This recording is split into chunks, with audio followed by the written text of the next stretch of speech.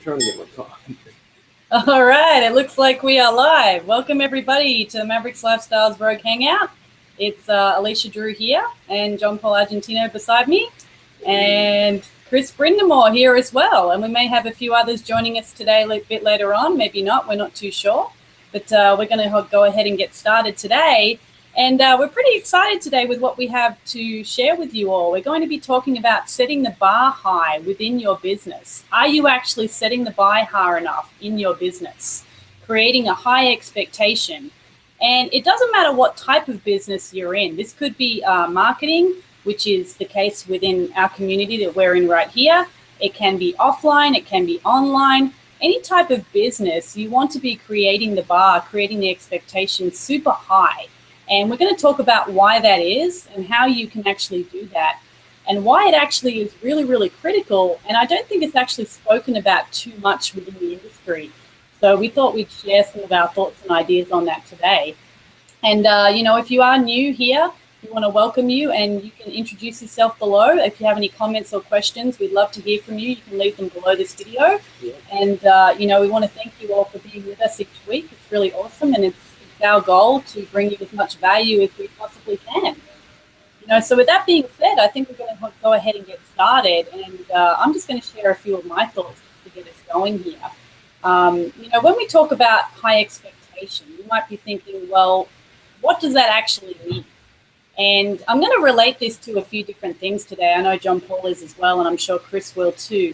First of all, within our community, within our online community here, oftentimes you will see people that they're really, really desperate to make their business work. And that's great. And they come off as quite desperate. And a lot of people are just after the money.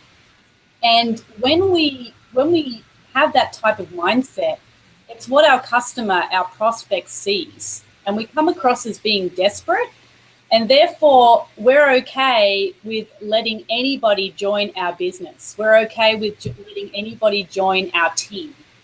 And sometimes, so much so that we know that that person is going to give us the biggest headache when they join. We know that that person is going to be the person that wants us to hold their hand through everything and frolic through the field of flowers. And we don't care. We want to take them anyway. We want to get the sign up. We want to get the commission. And that is not a good mindset to have, because clearly when you do that, you're not setting a high expectation in your business. Yeah, sometimes the only business that normally works in is like a retail environment. And even sometimes it doesn't really work because it depends upon what you're selling. Like, for instance, in a retail environment, it's all about the bottom line. What did you sell that day? Going into Target, they don't care what kind of questions you're going to ask later on about the product. They just want you to buy the product, load up your cart, slide your credit card, and get out the door. Well, that's not normally always the case. There's at least in an industry, especially like in the information industry, or anything to do with teaching or anything that has to do with help. I guess it's truly enlightening people and educating people along the way. Anything that has to do with that, any type of technical specialty, sometimes you have to have a self-starter, self-motivated type of personality. Like Alicia said, you don't want to be, have someone in your business as a customer that's going to be asking a million questions on something where they expect you to hold their hand the whole way through, like you're frolicking through a field of flowers. Say that 10 times No, fast. I will not. Yeah. Yeah. This morning I actually had Alicia saying park the car in Harvard Yard. Yeah. Yeah. So we were doing that one, but with the Australian accent. So it was just park the car in Harvard Yard. It was so fast. And I was like, no, there's no car in there. There's a car and a car. Like there's a car and a yard. It was all the same. Yeah, it was back and forth for about 5 minutes. So it was funny. But it's funny you guys said that. I'm going to interrupt you for a minute because you reminded me of a story. So I'm obviously from New England, so not so much Boston. They're a little bit stronger accent than I have. But we flew to Montana one time, and we're picking up our rental car, and the girl at the counter sees our license. Oh, can you say a few things for me? Like, what do you want us to say? Well, how do you say car? car. No. That's not how you say it. You mean you like park the car? Is that it? Yeah. That's it. Yeah. Oh, that's hilarious. Yeah, I get that almost every day living here in the States. You know, my accent is kind of mixed, but I get that quite often. And when we lived in Vegas, there's an amazing show called Car, K-A. And No, us Aussies say driving the car, and the show Car exactly the same way. And I had a friend of mine who's Aussie who was also living in the States. He's a professional dancer as well. And she was talking about Car, the show, but the people thought she was talking about driving a car because it's the same way. Yeah. So that's what started off our whole conversation this morning. So all the Australian people think that they're going to see a Disney movie, like a Disney show, like Car. It's like, no, it's not. It's a show where they're fighting and the stage is moving. It's crazy. Mm-hmm. It's actually a really good show if you ever go there and see it. It's actually awesome. Mm-hmm. It is, you know. But even then, in that show, their expectation is even on a totally different level as far as that. Mm-hmm. As far as their performers, you know, that's in an industry where if they don't clip in their harness correctly, and the guy up at the top who's doing the rigging doesn't clip them in correctly, that's a 120-foot drop. And a lot of people don't know this. There's either a net at the bottom sometimes, or else there's an airbag. Well, even so, that's not always down there. So, like, you know, you're all the way up there clipping in, you know, and changing stuff around. You don't have your stuff right. That's your job can kill you if you make one mistake. Mm-hmm.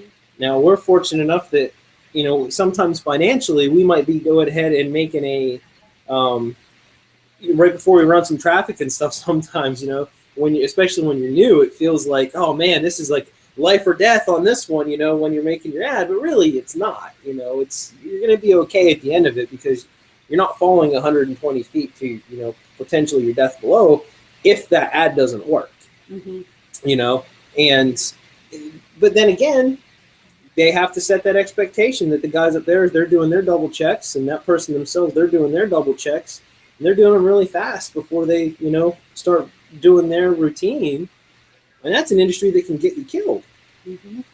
You know, and yeah. Imagine, you know, police officers. There's an industry you don't want to, you know, screw up your expectation on checking your gun and things like that, and checking your weapon. And it's something where it's just amazing all the time on what setting the expectation actually means. Yeah, and it's funny when you talk about police officers. When we see somebody in uniform, what does that create? That person has a level of authority because they're in a uniform. You know, a policeman, a fireman, a doctor, anything like that, straight away there's a perceived expectation. That person has positioned themselves in a particular light just because of what they're wearing. And that's what this is all about. We want to position ourselves as an authority in whatever niche, whatever industry that we're in, so that we look like the expert. And, you know, when it comes to people in uniform, even the military, we unconsciously show you know, we think straight away that person is an authority figure. That person is a leader. That person has a high expectation of what they do. And that's what this is all about and what we're talking about today. You know, and majority of people, especially within our industry, within the marketing industry, are not doing this. I would say over 90% of marketers are not doing this. They're not positioning themselves head and shoulders above the competition. So when it comes to this subject, if you can position yourself, sorry, our cat's in the background, Atreyu, of course. She always joins us in the hangouts. This bobbing thing going. Like, she's washing as usual. And, you know, if you're not setting yourself head and shoulders above the competition in whatever your niche is, you're just going to be seen as another marketer, as another whatever it is that you're doing. And you want to set the bar high. You want to be different. You want to be unique. And you want to create your own unique message that's different from anybody else's. Because that competition is very low. There's not a lot of people out there that are doing this. And if you can actually position yourself in that light, the competition is very low. And, you know, if I'm going to use an example of Toyota and Lexus. I found this very interesting. You know, this is called intrinsic value. It's the unseen perceived value of something. Now, I don't know if a lot of you know this, and I only knew this because John Paul told me this, that Oh, Toyota yeah. and Lexus are made by the same people. I didn't know that. Now, if we think about Toyota and a Lexus, Yep. there are two totally different perceptions that come to mind, aren't there? If you think about Toyota, then you think about Lexus. They're both fabulous cars. I have a Toyota myself. Amazing. But the Lexus seems to be perceived as a little bit more of an authority, a little bit more luxurious, a little more higher class, doesn't it? And why is that? It's because Toyota makes both of the cars, and they've positioned themselves strategically to attract two different types of markets, two different types of people. I'm sure you can shed some more light on this particular example. Yep. Yeah, and it's interesting, like with the cars that she was bringing up, or the cars. So she was The theme going on Yeah. here. well, with the value that's there, you think that you're buying. For me, I see Lexus and I'm like, okay, it's just I think it's just a Toyota. That's what I think. And I grew up on a farm in Ohio, like in a very rural place in Ohio. We had a farm right outside of the city that we would go out to and work as well. I mean, like 3 miles out down the road, there was our farm. And so I grew up in an environment with, a family that was all about the American-made products. It was either a Ford or a Chevy. Like that debate, Ford or Chevy, I heard that, I don't know how many times growing up as a kid. Until one day we kind of just shut them all up because what Ford did one time was my dad went to buy a Ford Ranger pickup truck. And I was like, it has a Mazda engine in it. I was like, so now what are you going to do? I was like, well, you're going to buy a Mazda. You're buying a Mazda, right? It's a V2200. He's like, oh, what do you mean? And that whole thing, I was like, well, it's just wrapped differently. It's the same thing with a different wrapper on it. And to him, it didn't matter because his mind was already made up that Ford was going to give him the hauling capability and all the towing he wanted and everything, but it still had a Mazda engine in it and it probably had an Isuzu transmission in it. I don't even know, but either way, it was something where it wasn't this whole American-made thing that was doing it. In his mind, that's what it was about. But really, it wasn't. I mean, it was just wrapped that way, and that's how he perceived it. So that, really goes to show you that perception is reality, and it's kind of the placebo effect at the same time with it. But what it did, though, was Ford set the expectation that when you buy this truck, this is what you're going to get. And if you want to see, like, some really cool stuff, go on YouTube and look up old Ford versus Chevy commercials from the 70s, like where they used to stack the car or the truck on top of the other one, and then eventually they're hauling like 4 trucks, and then they're hauling like three loads of logs. You can never stop that thing if you were hauling it, but they're moving it. Then they're hooking it up to like a 747 Dreamliner, and then eventually they're like Chevy, this is the greatest one. Chevy's like, we move the mountain, and they have the mountain, like the truck hitched to a mountain, and there's a dude just hauling this mountain. I was like, okay, but all the trucks are on the mountain, all stacked up. It's kind of funny, like when you go back and see it, and you're like, wow, how did we buy into this crap? You're like, well, see, you remembered that, and that's a really unique message that they put forward into the marketplace, and that's why you remember it. Yeah, well, I mean, I think it was, I don't know, I mean, I saw it on a news feed one day where someone brought it up, and I was like, wow, that actually is interesting on how that was back then. It was all about the Cheyennes and stuff. But it gets even cooler now because now, like in our generation, we just had the Fast and the Furious movies that have been, the whole, I don't even know, what are they, 7 movies now, 8 movies? Well, in those movies, they have the opportunity to position all these other cars in there. You've got your McLarens, you've got your Jaguars, you've got your Maseratis, but there's one car maker you don't see in those movies, and it's Ferrari. And the reason why is Fast and the Furious, Universal Studios, who produces it, they could have had any car they wanted. They could have had, the LaFerrari, they could have had whatever they wanted in that movie, in like the final scenes for the Dubai and everything. Ferrari turned them down to actually let those cars be in the movie because they don't need to advertise their product. You won't see the advertisements for it. If you do, they're very few and far between, and they're only for a very certain demographic. Because in their mind, you have to qualify to even own a vehicle with them. To even qualify to own a LaFerrari right now, you have to have bought it. Like I think it's you have had to have at least owned 2 other Ferraris before, and there's other qualifying factors in there as well too. So they make you go through an actual disqualification process for it. Now, Ferrari turned down Universal Studios, and I want you to let that soak in for a minute. They turned down like the whole, like Hollywood. They said, screw you, Hollywood, we don't need it. Mm-hmm. Now that's really, really cool what that means for the bar and the expectation they set. They said, no, you know, we don't need that. And what your brain associates with that is like the pinnacle of performance. Mm-hmm. You think F1, you think Michael Schumacher, you think, well, you might even think the Stig, you know, Top Gear. You think of all these really different things about them, but you don't think that it's, you know, it's not plastered all over mainstream media that like this is something. So when that's attained, it's a status symbol and it holds that value in people's minds because of it.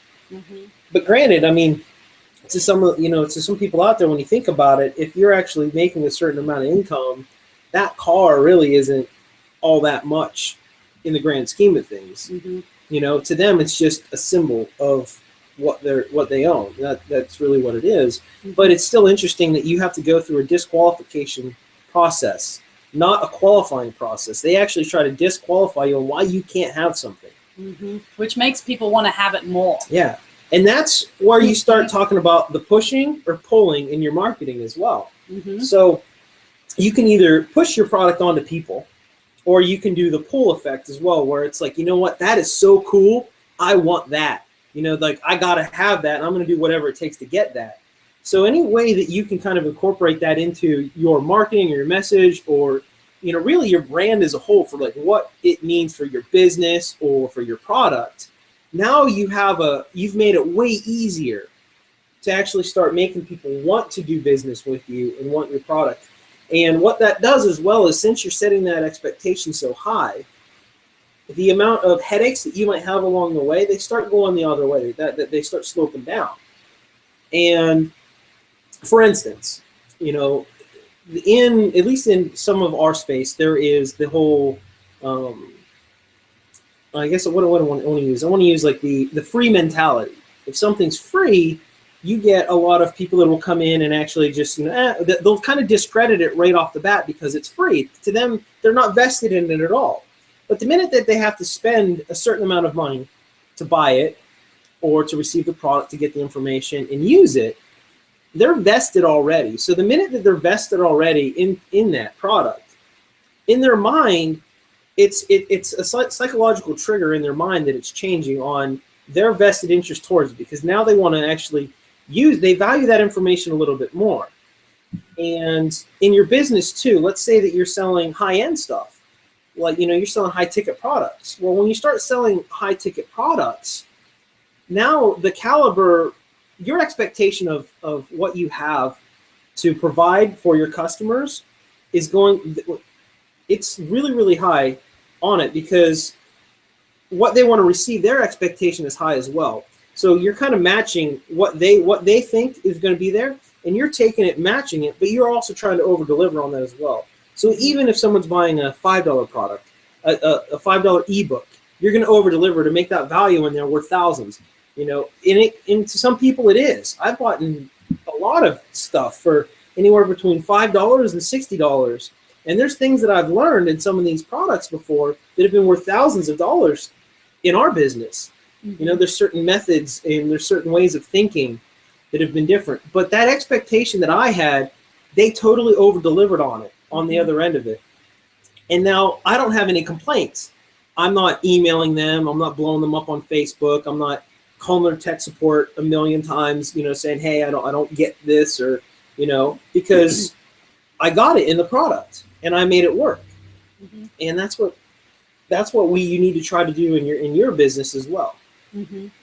Yeah, it's so true. You don't want to be attracting people that are just in the mindset of trying something out, because as we know, try is a presupposition of failure.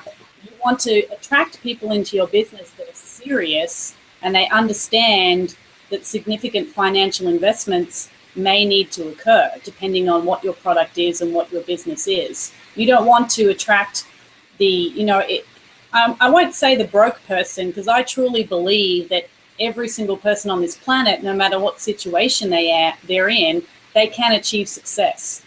Well, I mean, the we broke have, mindset. yeah, the broke mindset is more what I'm referring to, because I mean, within our industry, we've seen people come from completely rock bottom broke that are now living their true lifestyle of freedom, earning very, very large amounts of money. And just on that, results are not typical or average. We do have an income disclosure at the bottom of this page, and you can go to income.maverixlifestyles.com to see the average earnings. But really, you don't want to see the average earnings, because we're not average here. And if you're watching this, you're definitely not average.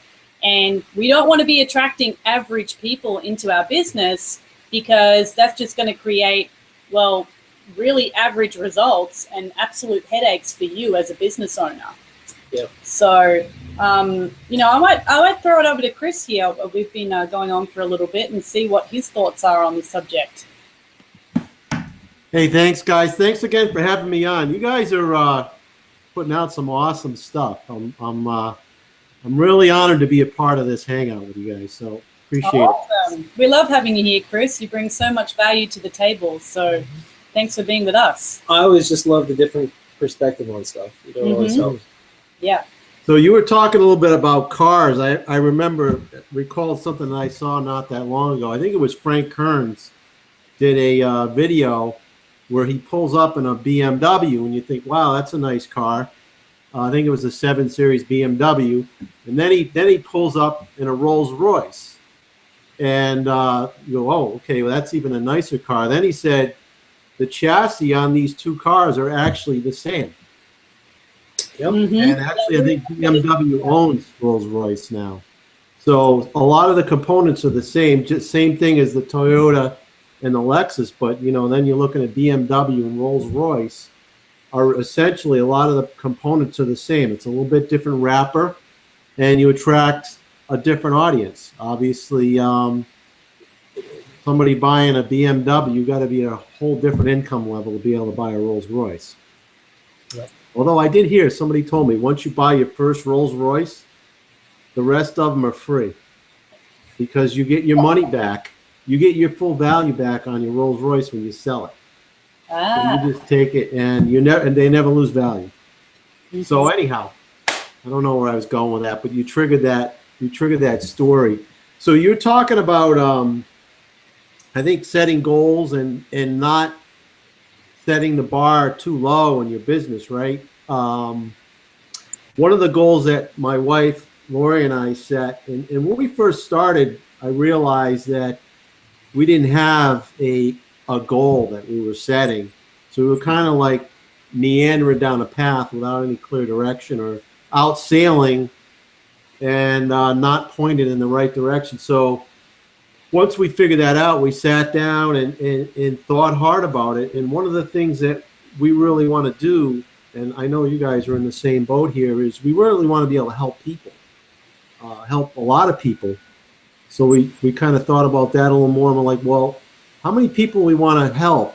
And we kind of set it low. It's like, yeah, that number's too low. So we decided that we want to help 1,000 people achieve financial freedom.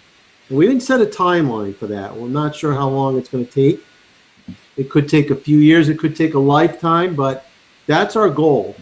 We're going to help 1,000 people achieve financial freedom. And that, to us, is more important than any financial goal or anything that we could achieve personally. I think there's a lot more, what's the word I'm looking for, satisfaction by seeing somebody else succeed, by helping them, teaching them. Maybe you may know just a little bit more than them, but just enough to help them stretch a little bit is going to be much more rewarding than, I think, just about anything else, is helping people succeed. Yeah, so that's really, like you said earlier, you don't want to attract broke people. So one of the things, you don't want to appear desperate. So what you want to do is give value. And I know you guys do that. You're giving value every day. That's one thing. I'm always trying to learn something new and share value with people. And whether or not that translates to dollars right away, I don't really care. I know that one of the things one of my mentors, Vic Stryzow, taught early on, he's like, don't focus on the money. Don't worry about the money. Just worry about giving and giving value all the time. And ultimately, that's going to translate to dollars and cents. But don't make that your primary objective. Always give value, try to help others, and you're going to create a following that's going to follow you because they value what you're giving to them. And when you do have something that you can offer to them, they're going to be the first ones to get in line to buy that. So, you need to get people to know, like, and trust you. And you're not going to get that by pitching them stuff all the time. You need to give that value. So that's something, set your goal. It can be financial. It could be, I think most people's first goal is to hit financial freedom. Because what does that mean? I mean, you could have a lot of money, but if you're tied to a job, that income's tied to a job, you may not be free. I know, like Dr. Steve, I've heard him talk, and he makes good income as a doctor, but the minute he stops working, that income is going to go away. And if he takes time away to go on vacation with his family, his income drops during that time period. He's not making any money. So his income's tied to his personal effort, as most people's income is. So if you can achieve financial freedom where your income is not directly tied to how many hours you put into your business, and you can travel wherever you want, you're not tied to a particular location, that's what we're talking about, achieving financial freedom. And that's what we want to help people do, is break through that job mentality. And really, once you reach that, then I think your real goals come out, and you can start spending time with charity, or maybe helping your family or your local community or wherever it may be. That's what I think we're all here for, to do stuff like that. But if you're tied to your job all the time, you're kind of locked. It sucks up most of your time. Yeah. So. Yeah, and what you brought up, as well, is always trying, always giving value first. Giving value to your community, giving value to people that are subscribe to your information, or customers that are coming in, whatever it is. Try to over deliver on the value. And if you're out there, you may be hearing this all the time. You hear people saying, "Well, you just got to give value," and at some point, you're going to question. And I went through this, at least. I think we went through this too. Is how do you know when you're actually giving value? You're like, well, is this valuable stuff? Well, in the way I validated this to me was, okay, is there something that I wanted to learn before or needed to know in order to grow? And on the other end of it, once I had that information, was I better off, and was it something that no one could ever take away from me? If the answer was yes, then I say absolutely, it's valuable. Then give that, openly give that, and then over deliver on that. Because just because you might know a lot of stuff, you might be like, man, I know a lot of stuff. Why am I might just be stuck at this certain point in my business or wherever I'm at? Well, the reason why is because you're holding on to all of your stuff. Like, you're holding on to it all. Just let it go. Let it openly come out. But at the same time, you want to be mindful about how you're doing it, like how you're giving it away. Because if you're giving it away one-on-one with individuals, what you're now doing is you're still wrapping yourself into the time lock. You're serving one person at one time. So you have to say, well, how can I serve thousands of people at one time? That's why you'll see people, you might see some industry leaders in certain, right, I guess, what's LinkedIn call it? Top contributors. So you might see top contributors in different communities of the world, like different segments of it, whether it's financial, you'll have Charles Schwab, you'll have Donald Trump, you'll have Goldman Sachs. You have different industries or different people in different ways. There's always top people that kind of a certain mind is always associated with it. You like the Rolls Royce and the cars. That's the pinnacle of what people think on it. Well, the top contributors, when they say stuff and they give information on it, what do they normally do? They give it away to masses. They might either give it a book, they might have a video they're putting out. They're not calling people one-on-one to try to get their message out, you know. They're going out like, well, they're not Johnny Appleseed going out there planting one tree at a time. They're planting a whole crop every time that they make one video or one thing, write one book, you know. And that's an easier way to do it, because now they're maximizing their time involved on it. They did the effort one time and helping thousands of people, and they can impact more people that way. And now those people can go out into the world, and now they're going to become evangelists for that person or for that product. They're going to go out there, they're going to tell other people and be like, hey, did you read that Convert book? Did you read, you know, that .com Secrets book? Did you read that Launch book? You know, did you hear, you know, did you watch that video that was put out? And they're going to communicate that in a way, and if not, it's going to start circling and going viral in different places. And now they've maximized that effort because it's viral sustainability. Now people know who they are. They've increased their exposure. They've helped more people. And now it's going to start coming back to them in a way, because now they've already helped masses. They've helped people. And that's an easier way to do it. And now they're not stressed. You know, they openly gave it. And whatever people choose to do with that information is what they chose to do with it. And here's another thing, too. Not everybody's always going to take what you have to give over it. You know, they might just be like, oh, well, that's just stupid and that's nonsense. And you're going to get haters that are going to come out there and they're going to actually, you know, try to drag you down. So what? That's good. That means that you're on the right track towards success. Mm-hmm. Because the minute that you have people that hate on you is the minute that you have a lot more people that are watching from the sidelines, and those are the people that are going to be rooting you on. And you might not get the praises right away. It could be from your family. It could be from some of your so-called friends that think you might be doing something different and odd. But you keep plugging away at that and you keep giving that openly, and it will come back to you in one way, shape, or form or another. In spades as well, you know, way more.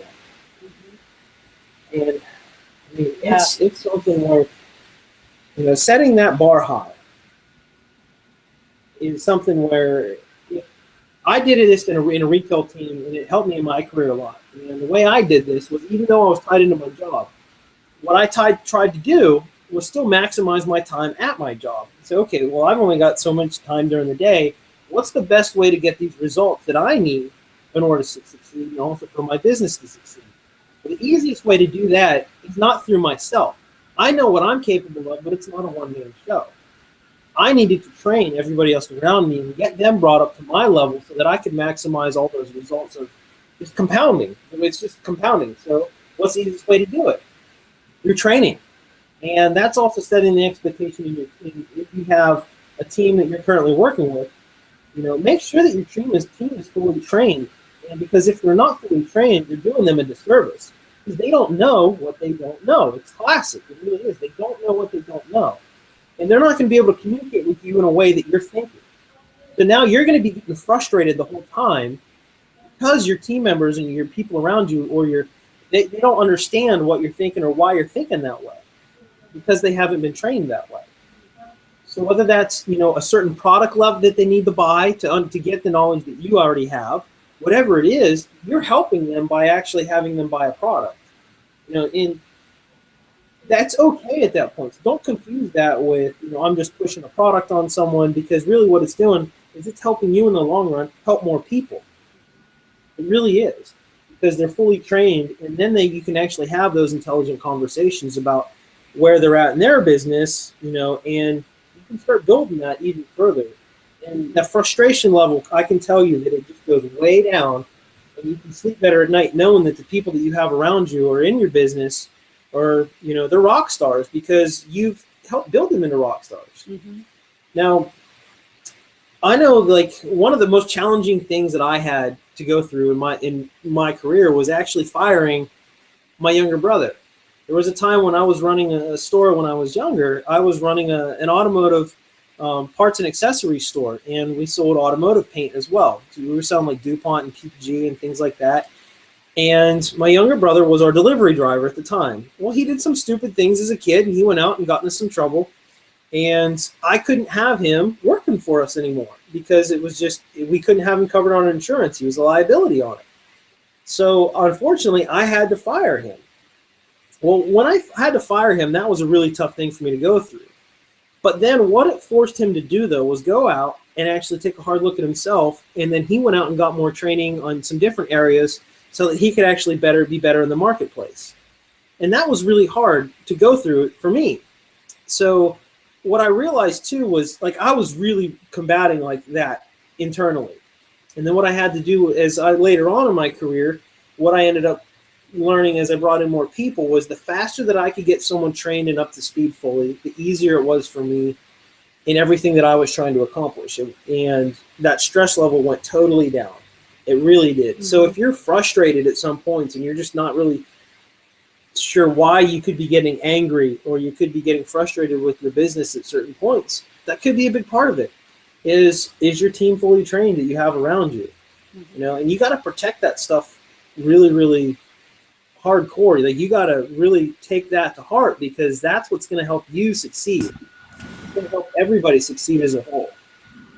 So if there's somebody that's out there that's on your team or in your business around you that may not be up to that level, you have to do everything you have to do to get them to that level. And if they can't rise to that level, either you'll have to either get rid of them and get somebody else on that, or it could be something where maybe you're not training them in a way that works to how they learn. So maybe look at that as well, and that could help them.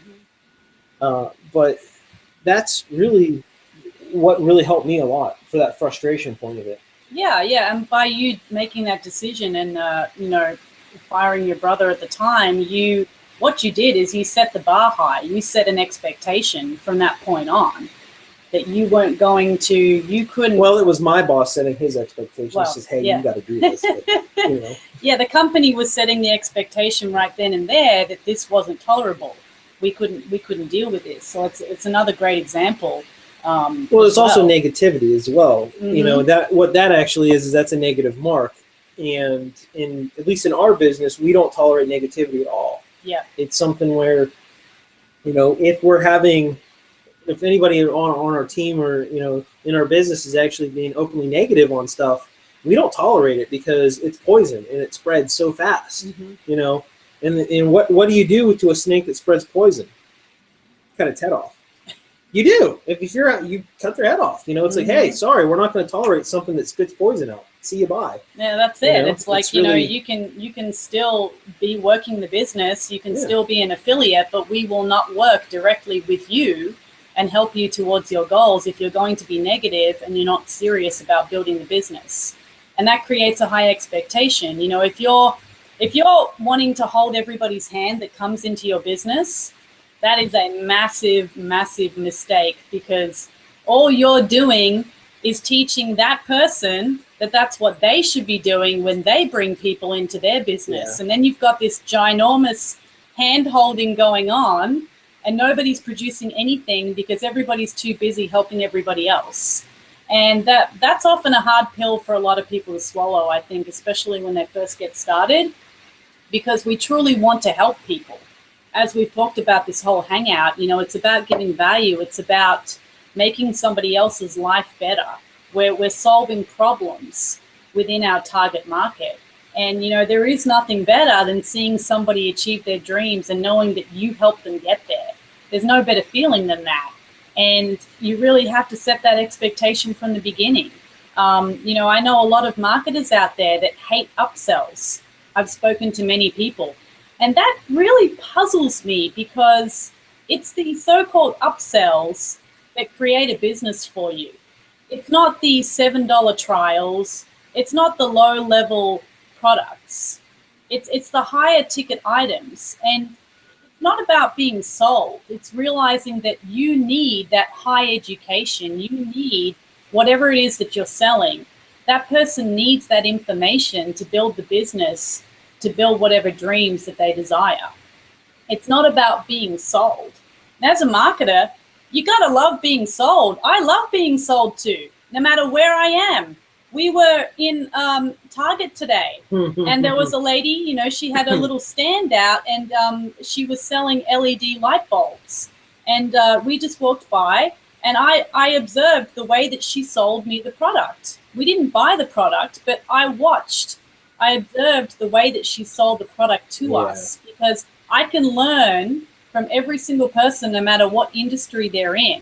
And, you know, the lady did a great job, but she wasn't too familiar with the actual product. And that's the one thing that let her down. And that was my observation.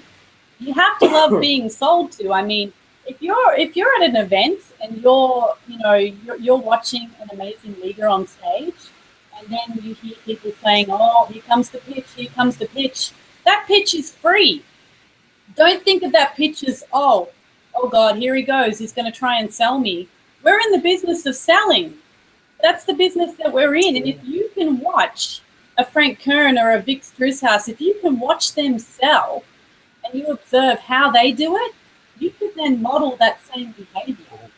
And that's where a lot of marketers fall short. Their mindset is backwards thinking on that, because we're selling, yet you don't like to be sold to. So how do you expect people to buy what you have? I've always found that really fascinating, that mentality of thinking, you know? What I noticed too is that we always try to give people something bigger to believe in as well. Like even at times when they don't believe in themselves, and at least that's something that we did as well. And what made us, in our business at least, was we set communal long-term objectives. And so everybody collectively is trying to do something for the greater good of all.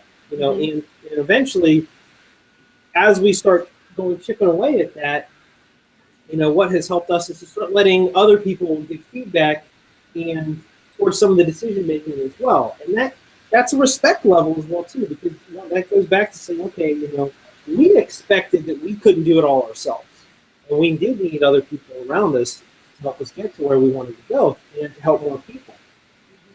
And it might sound kind of, I guess, odd to let some of that decision making go to other people, and the way that we were able to do that was through some surveys, things like that. You know, we could actually survey some of our people that are out there, and they don't realize that they have a part of the decision making that we're making, because we're doing that with other people as well.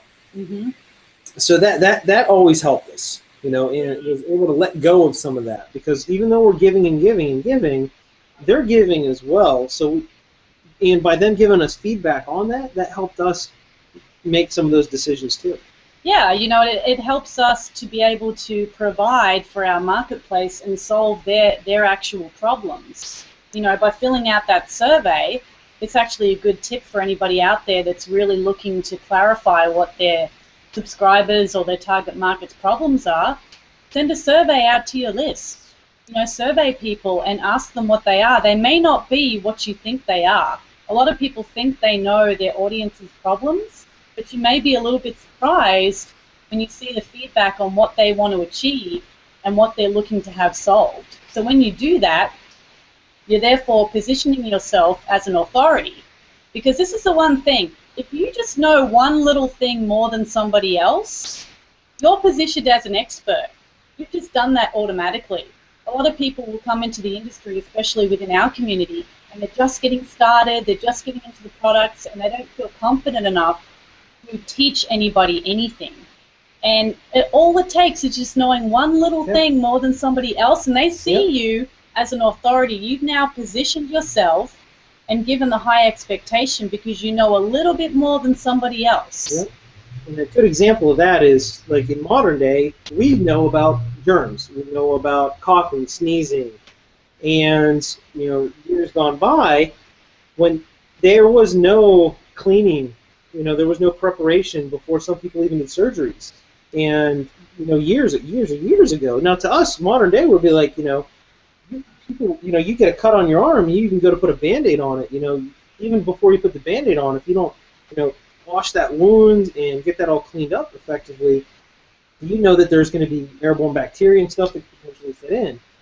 Well, years ago, sterilization wasn't even part of it. Like, that wasn't even in the question. You know, the whole term of, I just rub some dirt on it. You know, like, that's what happened. Now, and that's just someone being able to boil water in is something that was like, during wars, during certain times, and that had a drastic effect on everybody moving forward as a society. Now, it sounds something so simple, like, hey, just sterilization, just boiling some instruments before they cut a person open. No one knew about that stuff before until one person was able to identify germs and bacteria, microbes, stuff like that. He knew one thing more than everybody else around him, and now at that point in time, he was the expert in the world on stuff because of it, because of that massive discovery. And now we take that stuff for granted, but at the time, that was pivotal to society as a whole. So don't discredit what you know, because sometimes it could be something more that other people don't know, whether it's about a certain advertising technique or things like that. There's always different ways to look at things as far as how you actually are an expert in something when you may not think that you are. Yeah, definitely. And you want to, as we always say, your bank account will reflect the amount of value that you give to your marketplace. And you take an example of people in uniform, the authority. You don't want to be the general practitioner. There's nothing wrong with general practitioners, but you want to aim to be the specialist. You want to aim. You wouldn't go to a general practitioner to have your brain operated on, would you? You would go to the neurosurgeon. And the specialist is always going to get paid more than the general practitioner. There's an actual positioning level. It goes, there's the general, and then there's the specialist, then there's the authority, then there's the celebrity, and then there's celebrity authority. That's the levels of expertise, and the further down the chain you go, the more money you're going to get paid, because you're giving value, you're relating to your target audience. So you want to aim to position yourself from a generalist to a specialist and move down authority and possibly celebrity and celebrity authority. I mean, for me, it's a classic example. I'm a huge Madonna fan. Celebrity authority status right there. Anything she creates, anything she produces, I'm there, I've bought it. I'm on the pre-sale. I've got it. It doesn't matter what it is. And that's because I've been a massive fan since I was 10 years old, because I relate to what she has created and what she's given to the world through her value. Now, there is a zillion examples of this. I mean, Apple, iPhone. I mean, they don't even have to advertise. A bit like Ferrari, people are lined up out the door when the new iPhone comes out. They have homeless people standing in line for them if they pay, because they want that phone. They don't need it, but they want it. And why is that? Because it's Apple. They've positioned themselves head and shoulders above the competition. Think different. I think that's one of their slogans, think different. So you want to find a way to position yourself in your niche, in your business, head and shoulders above your competition in a very unique way with your message.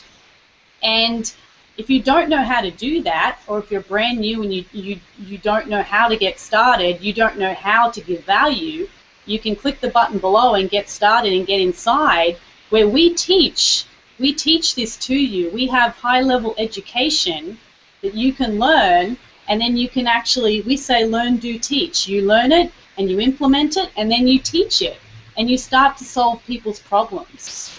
So with that being said, let's bring Tim out. He's just joined us here to see what he has to say about this this subject. I think he's there. Hello? There you are. There you are. How's it going? How you doing? How you doing? Pretty good. I think we've got an echo going on here. Hello. We'll mute ourselves. Yeah, Tim, if you want to be on for a little while, everybody, what you're on high expectations. Yeah, and Tim's All breaking up here. I can't quite hear what you're saying. it's all right. I know that we're talking about setting the expectation, setting the bar in your life, and how setting that expectation high or to a certain level, at least setting that expectation, whatever it is, how that's impacted your business in your life, and how that works. Well, I actually just took a course this past week. Like, it started last Sunday, and one of the things I discovered is my bar has been way too low.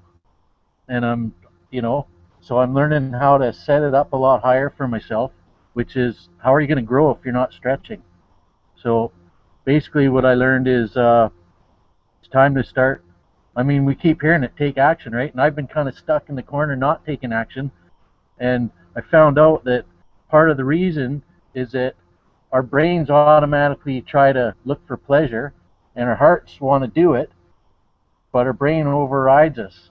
So we have to figure out, add some pain to why I'm not getting it done, and I'm not going to have the lifestyle I want. That's the pain of not doing the actions. So it's time to step it up and set that bar up higher. That's about all I have right now. Yeah, Been a really good week, though. Yeah, I think that's a really important point that you just brought up, Tim. It is about taking action and, setting the expectation for ourselves that, hey, this is what I want to achieve, and these are the tools that I have to get me there, and I just need to go ahead and just take action. I need to just do something. I think a lot of people want things to be perfect, and I'm a victim of that. Well, I was. Moving forward, I've learnt how to deal with that. I always wanted to have my capture pages perfect, my blog post perfect. If the image wasn't correct, I'd sit there for an hour and try and move it into the right position.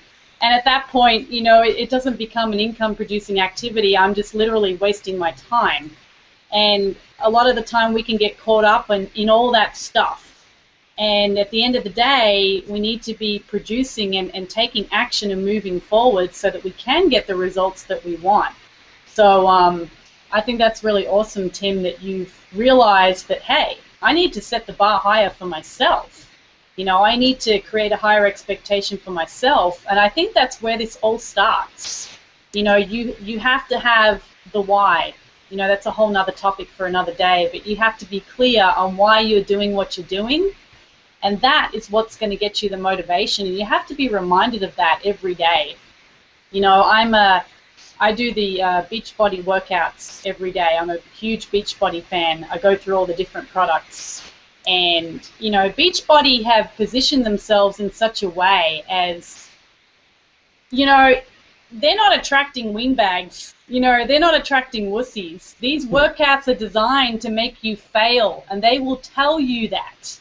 If you are not prepared to grind and be sore and literally put your body on the line day in, day out, you're wasting your time. Don't buy the product. So there's a specific target market that they go after, and it's amazing the way that they advertise this, because they will tell you what you're going to get and how you're going to feel. And for someone like me, I jump all over that. If someone tells me this thing is designed to make you fail, I'm there. I want to do it. I want to prove them wrong that I can do that. And I think especially within our industry, you have to have that type of mindset. If you hear, oh, wow, 99% of people fail, if you're the person that goes and runs away and hides under the rock, this is not for you. You have to stand up and say, I'm going to be that 1%. I'm going to kill this workout. I am going to make this happen no matter what. So I think that's another great example of, that people can relate to. Working out, eating correctly, things like that. It's easy to do, and it's easy not to do. You got to work your butt off to make it happen to get the results that you want. And if you're not willing to do that, you may as well not even get started. So I'm really excited for you, Tim, to see what you're going to create in the future, with this new expectation that you've just, shared. Now you've gotten it out in the world. Now you have to make it happen. You've just proclaimed it to many, many people. So yeah, what's great too is if you like numbers, and the whole percentage thing, like 99% of people might fail at stuff. If you want to put that into something that's tangible, I kind of did it. So, and this is kind of the way that I kind of work on stuff sometimes. Is I look for the opportunity in it. So you'll have like the optimism and the pessimism. I'm normally the optimist in most of that, because let's say that there's, I don't even know how many millionaires there are in the United States, but let's just say there's, I don't know, well, let's just say how many people there are. There's what, like, you know how many people there are in the U.S.? Anybody know how many people there are in the U.S.? No? They were like, I don't know. I have no idea. Well, we'll just do small. Let's 300 million. 300 million? Something like that, yeah. Yeah, the Canadian knows. Well, because we only got about 30 million-ish. All You right. guys got Yeah, I think Australia, we only have about 18, 19 million, and the country's almost the same size as the US. That's pretty astounding. So, we should go down there, except all the spiders bite. Everything down there bites. Yeah. Cool. So let's say that there's 300 million people in the United States, and you always hear about like the top 2% earners. Well, that's 600,000 people that are earning the top to be at the top 2%. And the way I look at that, I'm like, crap. There's 600,000 people. I'll be damned if eventually I'm not going to be one of them. That's 600,000 people. So at least now I know what my chances are. I mean, I know what I'm up against. That's a lot of room up there. And you know what? What's the worst that's going to happen? I might end up at the top 25%. Oh well, you know, I might end up within the top 10%. Sure, those look like damn good odds to me, but I'd rather do that than be at the 90, like whatever it is down at the bottom. yeah. You know, it's backwards on a lot of it. You know, it's actually taking that whole pyramid you might hear, turn it upside down on its head, and just work your way up. I look at that as opportunity. You know, That's right. I get excited on that stuff. I see that stuff, and I'm like, man, that's what keeps me going is when I run the math on it. So if I ever if I wanted to join, like, if I'm looking at an opportunity and I'm like looking at a company and I'm like, okay, well, like for instance, if I was going to sell a product on ClickBank, I'm like, okay, cool. Well, how many total affiliates are there on ClickBank? Maybe like, you know, I don't even know. I think like 80,000, 90,000. It's probably higher than that. It's probably 100 grand or 100,000. But out of all that too, I'm like, okay, well that's 100,000 people. How do I be within the what's the top 1% of that? 1,000 people. I could be one. You know, there's 1,000 top earners right there that are probably earning $1 million. Why could that not be me? And why should that not be you? Why should that not be good enough for your family? Stuff like that. You know, so when you're evaluating things, look at it in a different way. That whole 99% thing is actually kind of a flawed way of really looking at stuff. But you know, legally you have to give certain disclosures certain ways to. You know, there's so much room at the top, and everybody's scrounging around at the bottom. You know, it's so packed down there. But there's so much room at the top, and there's so much room, you know, for you right now to get started and get going and not be afraid. I think that's another thing. People are afraid when they hear the odds, when they hear the statistics. And really, I think what challenged me or what like made me really afraid, I wasn't afraid of failing. I was like, all right, I know I'm going to make mistakes. I know I'm going to screw this all up. I've screwed crap up my whole life. You know, what's the worst that's going to happen? I'm not gonna break my arm. I'm not gonna die doing this, you know. So the odds of me actually being successful are really good. What I was afraid of, and I'm gonna be brutally honest with this, what I was afraid of was my own success. I knew that I was gonna have to hold myself accountable at a higher level than I ever had in my life to make the amount of money that I wanted to make and to help the amount of people that I wanted to help.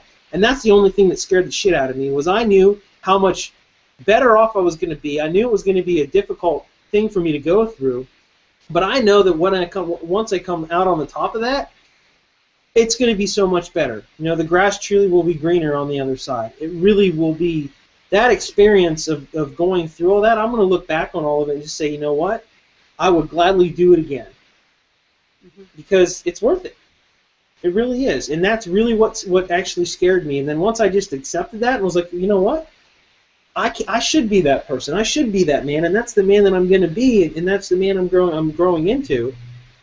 You know, and when you see yourself, when you start seeing things like that, that's when you start knowing that, you know, everything that you're doing, that's when you start creating things in a different way. You start looking at the world around you differently. You know, you really truly become grateful for everything. You know, a day that you're alive is a day that's, you know, a blessed life. It really is. You know, because we can all be gone in the blink of an eye. You know, crazy stuff happens. It really does. You know, but each day I'm grateful for it. You know, there was a time when I was working 2 jobs. You know, trying to just do, like, I thought that I had to just be, you know, this machine, just hustling, doing everything I was doing. You know, trying to make more, because I allowed someone to cap what I was worth. And the moment that I said, you know what, I am worth more, and I'm worth more by the value that I can give to the world, that's whenever things started shifting for me. That's when I started thinking differently. And even with my own bosses that I had, I started actually, having more intelligent conversations with the people that were above me in my management as well. As I was still in a job as well, I started seeking out people that were at a different level, even within an organization. I could talk to the CEO within my company with no fear of being open and just asking intelligent stuff. I embraced how they got there. I embraced, the top CEOs. Look at, Steve Jobs, Tim Cook. Look at, it's just major CEOs of major companies, but for some reason we always go back to Apple because, they're for the weird ones apparently. He had a thing that says, "Here's to the weird ones." He had a speech love the about weird ones. Yeah, So anybody that starts off like that, he was a CEO that got booted out and then they came back later on. You gotta love that story. And now look where they're at. But that's something that you can learn from different things on how they think differently. Just because they're a CEO of something big doesn't mean that they're not people. They're not, they went through the same struggles that you've gone through, but they started thinking differently in a different way. And the reason why they're there, it's not just because they started something, because there's many people that have started businesses that weren't cut out to be CEOs, and they're doing something different within the business, but they're still major players within that though. But not everybody's cut out to be the whole CEO, and I kind of laugh at sometimes you'll see, I'm CEO of blah blah blah company that I just started, CEO of XYZ startup, and I'm like, okay, well you're a slave to your business right now, and that's what you are. So eventually, at least for me, I was like, I don't want to be involved that much. I want to build something up and start, removing myself away from it, start putting things in place so I can have that lifestyle freedom to where I can just oversee some stuff. Start looking for ways to really live that 4-hour work week. I don't think I could ever honestly work 4 hours in a week and think that I'm okay with it, because I'd go stir crazy. I really would. That's part of my upbringing as well. It really is, that programming. But I mean, growing up on a farm and really, just cutting your own firewood sometimes for your heat, and I always will think differently because of that kind of stuff. Think that I have to keep doing more, and is it really enough? And have I helped enough people? And those things are always there, But I never would have started any of this if I wasn't seeking something differently, for what I wanted for my family or myself. And that same thing probably with Chris or Tim. We all had jobs, and we all got to where we're at today because we were grinding and we were doing things in our life. Now, there's nothing wrong with working for a living. Nothing wrong with that at all. I know what it means to shovel cow crap. I know what it means to bale hay. I know what it means to put a roof on a barn. I know what it means to put a roof on a house. I know what it means to run a shovel all day long in a ditch. I know what it means to be inside of a trailer welding. Smoke pouring around everywhere, just dripping sweat, wearing leathers all day long. I've been there. I know what hard work is. And there's some days where you feel good doing a good hard day's work, but there's other days where there really is a better way, and that's where that thinking differently started for me. But I never would have got there without actually just taking action. I would have never got there if I wouldn't have clicked the button like what's down below this video and actually put my email in, and I actually watched the video, and I actually took action with what was inside that on the other end of it. I would not be anywhere if it wasn't for doing those same steps. You just have to start. That's really the key. You have to start, and you have to start with your expectation high. So once you click that button down below, go into that knowing full well that whatever you're going to learn on the other end of it is going to make you better in the long run, because it truly will. And I truly believe that it will make you better in the long run. I think with that, that's really all I have to say for this weekend, is really just set that bar high. Set that expectation extremely high for yourself and your family, because you deserve it, they deserve it, and that's what you expect out of your own life. So with that, I will see you guys next week.